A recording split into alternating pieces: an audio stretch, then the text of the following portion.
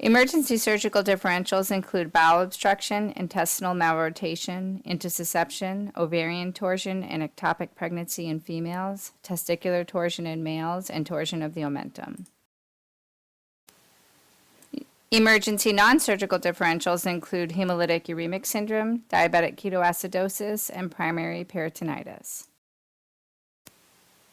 Other differentials include nephrolithiasis, sickle cell disease, Henoch-Schönlein purpura, pelvic inflammatory disease, ovarian cysts, Mittelschmerz, pneumonia, UTI, strep pharyngitis, gastroenteritis, and mesenteric lymphadenitis.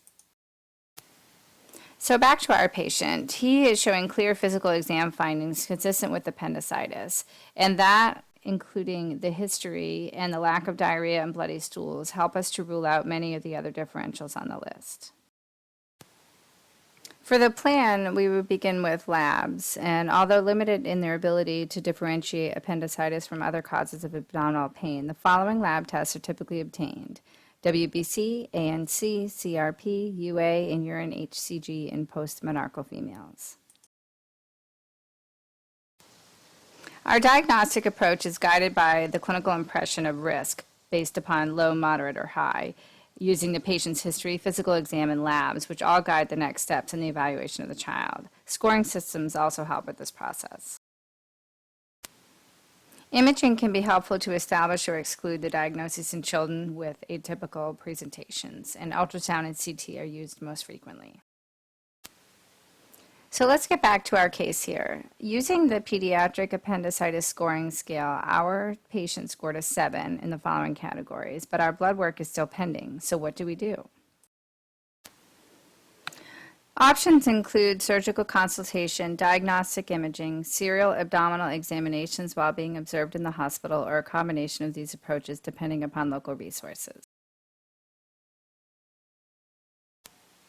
The main treatment for appendicitis in children is surgical, either laparoscopic or open depending upon the condition of the appendix. Occasionally, post-surgical drains are needed. IV antibiotic therapy may be needed in the hospital if the appendix ruptures.